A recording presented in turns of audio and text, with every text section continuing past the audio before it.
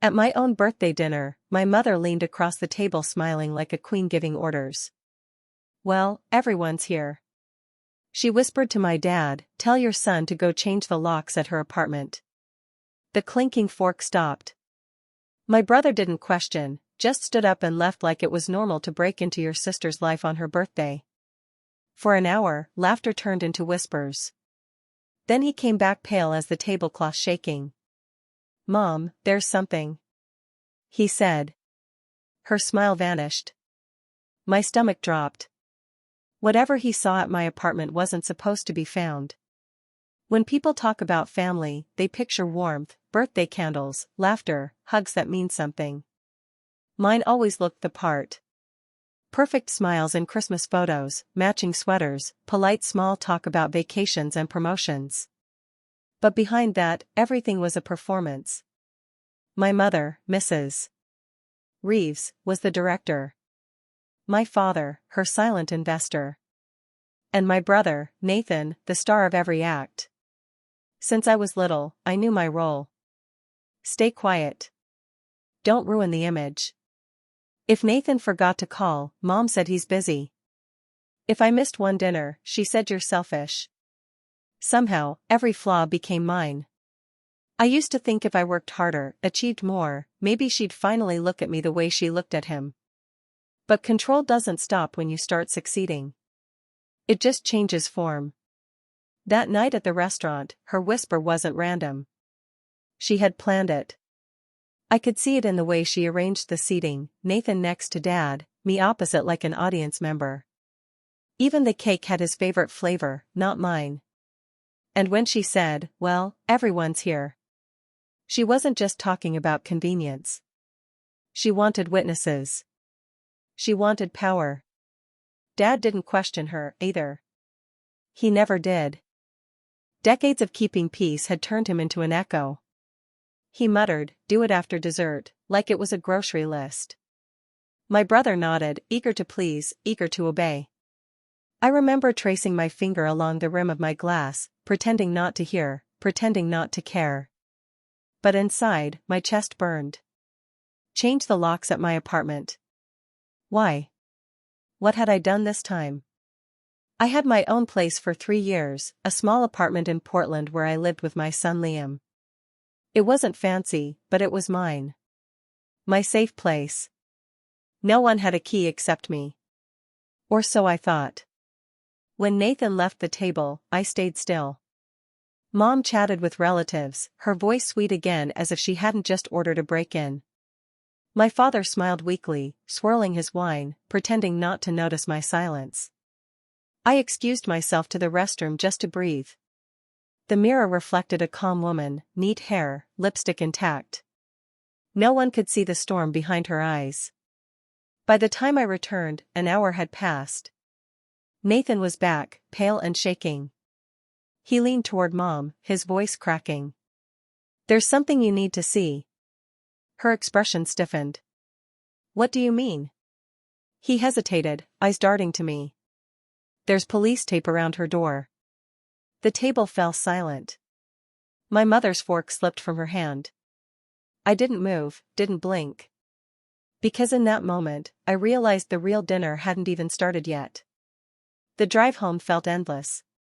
Streetlights flashed over the windshield like heartbeat monitors, steady but cold. My phone buzzed nonstop, Mom, Dad, even Nathan, but I didn't answer. The city outside looked normal, but I could feel something shifting, something that wouldn't go back to the way it was. When I pulled into my apartment complex, 2 police cruisers were parked near the entrance. Blue and red lights pulsed against the brick walls. My stomach twisted. I barely remember getting out of the car, just the sound of gravel under my heels, and a uniformed officer stepping toward me. "Ms. Reeves?" he asked. "I'm Officer Grant." "Are you the tenant of Unit 214, yes?" "What's going on?" He checked his notes. "We received a report of a break-in. Your door was forced open, but nothing appears to be stolen. We've sealed it for investigation." I blinked, trying to process. "A break-in? Who would?" He paused. Do you know anyone who might have a copy of your keys? My throat tightened. My brother, Nathan Reeves. The officer glanced up sharply. And why would your brother have your keys? I hesitated. Because my mother told him to. He stared at me for a moment, pen hovering. Told him to do what? Change my locks? He exhaled through his nose, writing something down. That's quite an instruction. I didn't give permission, I said quietly. He nodded. We'll review the building footage. You should stay with someone tonight. But I didn't move. I couldn't. Because through the cracked door, I could see my living room. Nothing was destroyed, nothing missing, except the feeling of safety. And then I saw it. The photos of me and Liam on the wall had been turned face down, one by one. Officer, I whispered, those photos. He stepped closer, flashlight sweeping the room. On the coffee table lay a single white envelope. He handed me gloves. You should open it. Inside was a short printed message, tell your mother the truth always finds its way home. My fingers trembled. Grant frowned. Does that mean anything to you? I shook my head, but my heart knew better. The words weren't for me, they were a warning to her. Somewhere between that restaurant and this moment, the control my mother built was cracking. She just didn't know it yet. I barely slept that night. Every I closed my eyes, I saw the envelope again. Those printed words staring back at me like a dare. By morning, the rain hadn't stopped. It hit the windows in hard uneven bursts, the kind that makes silence feel louder. When my phone rang, I thought it was Mom. It wasn't. Ms. Reeves, this is Officer Grant. His voice was steady, professional. We traced a payment made to a man named Thomas Hale, the building's maintenance assistant. It came from a bank account under your mother's name. For a second, I didn't breathe. You're sure completely? The note and the timing line up. We believe your mother may have hired him to retrieve something from your apartment. Retrieve what? I asked, though I already knew. Grant hesitated. That's what we're trying to determine. I suggest you speak to her directly, but carefully. After the call, I sat on the edge of my bed, phone still in my hand, pulse pounding. Hired a man. My mother, who preached about reputation and trust, had committed a crime to invade my life. I remembered the box in my closet, the one labeled Dad's business papers. I had found it last month while cleaning. Inside were property deeds, statements, wire transfers, documents signed with my name. I thought it was an accident, a clerical mix-up. But now I understood. Those weren't mistakes. They were camouflage. By late afternoon, I'd made up my mind. I texted her, dinner. My place. 7 p.m. No games this time. Her reply came instantly. Fine, but be ready for the truth. When 7 o'clock came, the knock was light, deliberate, just like her. My mother stepped in, perfume and confidence filling the room. You shouldn't have involved the police, she said. I crossed my arms. You shouldn't have hired a man to break into my home. Her lips tightened. You don't understand what's happening. Then explain it. She glanced around, eyes lingering on the flipped photos. Those papers you found your father's business isn't simple. Thomas was supposed to retrieve them quietly before you did something reckless. I laughed softly. You mean before I found out you'd been using my name to hide your fraud? Her face hardened. Watch your tone, Evelyn. But this time I didn't lower my voice. No, Mom. Watch yours. Thunder rolled outside like the sky had been waiting for her to show up. Rain streaked across the window, sliding down in crooked lines that caught the light from the street lamps. My mother stood in the middle of my living room, perfectly still, perfectly put together. Heels, polished pearls glowing against her black coat. If guilt had a dress code, she'd nailed it. I was protecting you, she said, voice calm, almost gentle. I tilted my head. By breaking into my home? You don't understand, she said, pacing. Your father's business has complications, partnerships that can't be made public. If those papers were discovered, it would ruin us. Us? I asked. Or just you? Her eyes narrowed. Don't twist this. Everything your father and I have done was to secure this family's future. I almost laughed. You used my name, Mom. You forged my signature on property deeds and transfer forms. You didn't secure the future, you stole it. Her voice rose, breaking through the hum of the storm. You think you're some kind of victim? Everything we have you benefited from. College tuition, your first car, that apartment. Do you think those things just appeared? I paid for that apartment myself, I said, every word sharp and measured. You just couldn't stand that something had my name on it without your fingerprints all over it. For the first time her expression flickered. It wasn't guilt, it was fear. Fear of losing control. She turned toward the window, hiding it. Evelyn, listen to me carefully. If those documents go public, your father could face prison time. I folded my arms. Maybe he should. She spun back around. You wouldn't dare. I already did, I said softly. Officer Grant has them. Her face drained of color. What? You wanted the truth out of my house. I delivered it to the police. Lightning flashed across the glass, bright enough to cut her silhouette in half. For a moment she didn't look like my mother anymore, just a woman cornered by her own lies. You're destroying your family, she whispered. I stepped closer.